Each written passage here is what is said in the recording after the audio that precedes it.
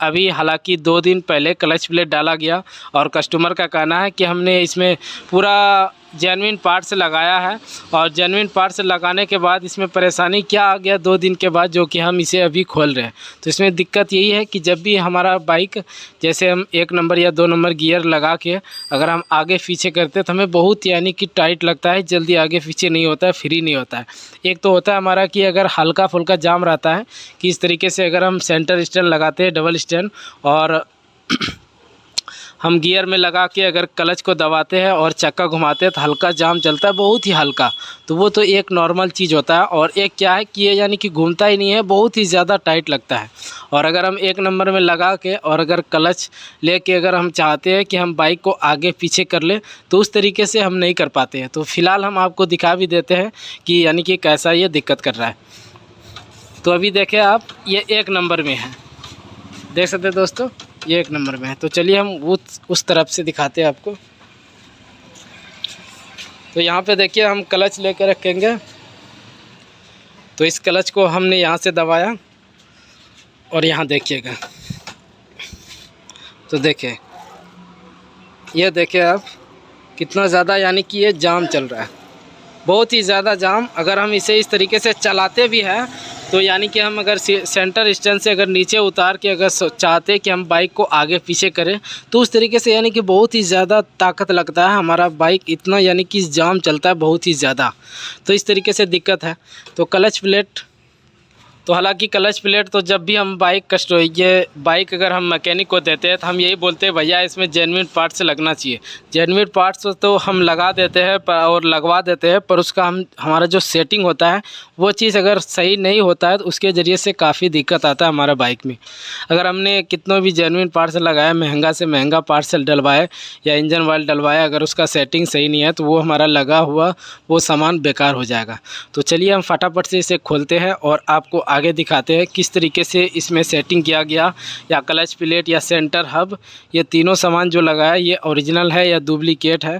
तो चलिए हम इसे खोलते हैं फटाफट से और फिर आपको दिखाते हैं। और आपको ये चीज़ भी हम बताएंगे कि कभी भी आप क्लच प्लेट डालते हैं, चाहे ओरिजिनल डालें या डुप्लीकेट डालें, तो किस तरीके से उसका सेटिंग करना चाहिए। क्लच की अगर हमारी सेटिंग नहीं होगी सही तो उसके ज़रिए से हमारा क्लच प्लेट बहुत ही जल्दी ख़राब हो सकता है।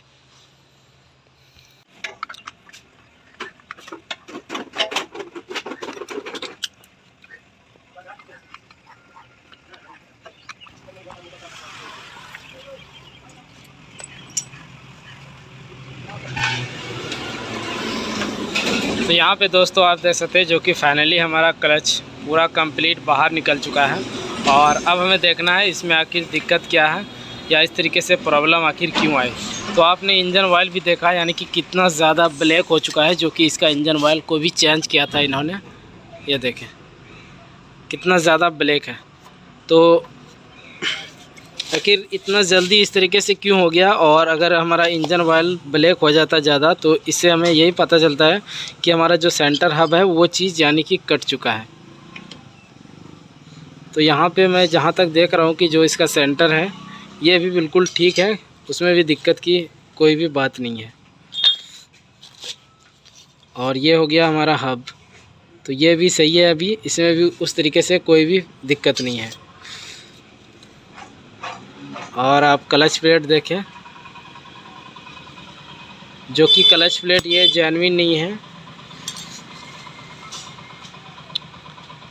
क्लच प्लेट भी यानी कि लोकल कंपनी का डाला गया है इसमें, देखें।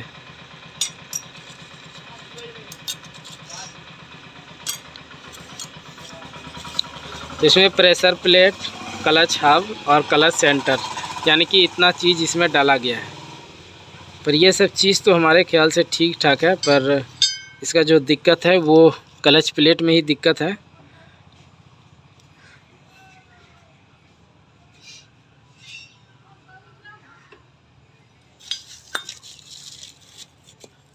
तो चलिए इसका हम क्लच प्लेट लगाते हैं और फिर हम सेटिंग करेंगे इसे, और भी आगे की हम बात बताते हैं आपको किस तरीके से आखिर हमारा प्रॉब्लम सॉल्व हुआ।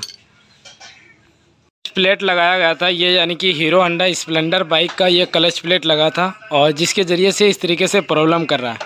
और यानी कि एमके कंपनी का क्लच प्लेट लगा के और इन्होंने जेन्युइन यानी कि टीवीएस कंपनी का इन्होंने पैसा लिया, ओरिजिनल समझ के इन्होंने पैसा लिया। तो इस तरीके से अगर हमारे साथ होता है तो हमें बहुत ही मन में दुखी होता है एक कस्टमर भाई को कि इतना पैसा जो हमारा लगता है, अगर जेन्युइन पार्ट्स का पैसा लेते हैं और डुप्लीकेट सामान दे देते हैं तो ये बहुत ही गलत बात होता है। उस तरीके से हमें नहीं करना चाहिए। तो अब जो हम क्लच प्लेट लगा रहे हैं हम भी यानी कि जेन्युइन नहीं लगा रहे हैं, हमारे पास हालांकि अभी ओरिजिनल है नहीं, ये है जो कि टीवीएस विक्टर का। आप इसका क्लच प्लेट देखें किस तरीके से है, इसका देखें, इसका मॉडल जो टीवीएस का आता है वो अलग मॉडल आता है और जो स्प्लेंडर बाइक के लिए आता है ये अलग मॉडल का आता है। तो इसमें अभी हम फाइनली टीवीएस विक्टर का ही सेम क्लच प्लेट लगाएंगे और इसमें जो क्लच प्लेट लगता है वो 4 क्लच प्लेट लगता है और 3 प्रेशर प्लेट। तो ये देखें प्रेशर प्लेट भी इन्होंने दूसरा लगाया गया है, ऐसा नहीं कि वही प्रेशर प्लेट है।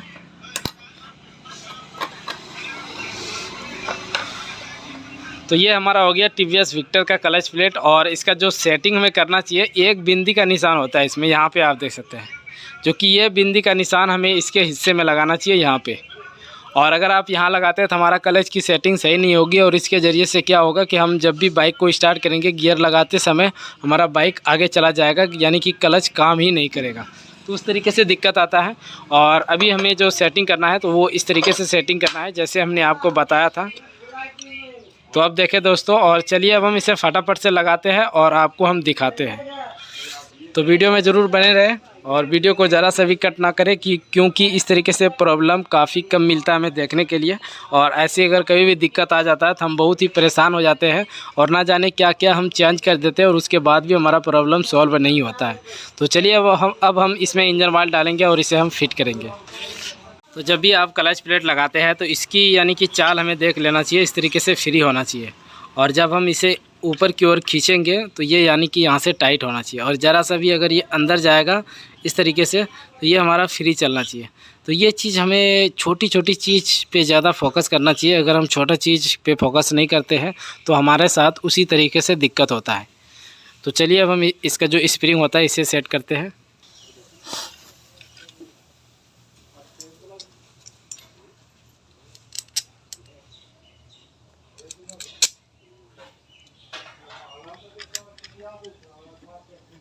मोबाइल घोर के तो इस तरीके से लगाने के बाद पहले हमें थोड़ा थोड़ा यानी कि हल्का हल्का चारों नट को बराबर टाइट करना है।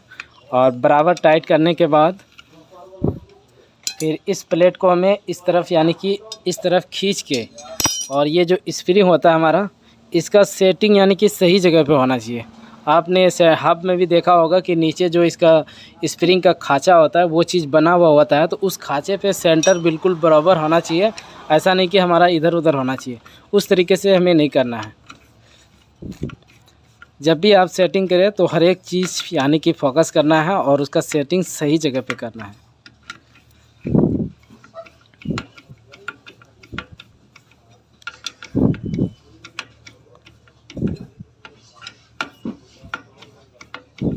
तो इस तरीके से करके फिर हमें हल्का हल्का चारों बोल्ट को टाइट करना है।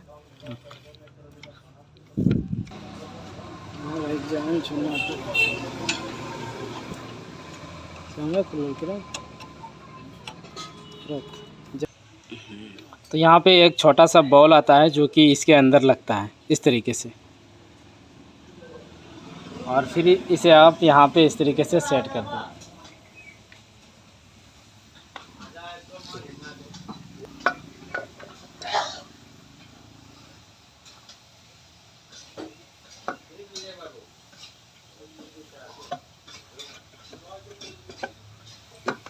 तो हमने क्लच प्लेट सिर्फ इसमें सेटिंग किया और यहाँ से हमने 4-5 नट लगाया, 2 नट यहाँ पे, एक यहाँ और एक नीचे। तो यानी कि सिर्फ हमें चेक करना है इसे कि हमारा जो प्रॉब्लम था वो चीज़ सॉल्व हुआ या नहीं हुआ क्लच प्लेट के ज़रिए से। तो चलिए अभी हम देखते हैं। तो हमारा बाइक अभी गियर में है, चलिए हम उस तरफ से दिखाते हैं। जैसे हमने आपको पहले बताया था कि किस तरीके से दिक्कत था, तो उसी तरीके से फिर हम चेक करेंगे। तो यहाँ से हम क्लच को दबाएँगे, रुको ज़रा, पहले हम दिखा देते हैं आपको। ये देखिए, आप हमारी बाइक अभी गियर में है, देखें, ये देखें।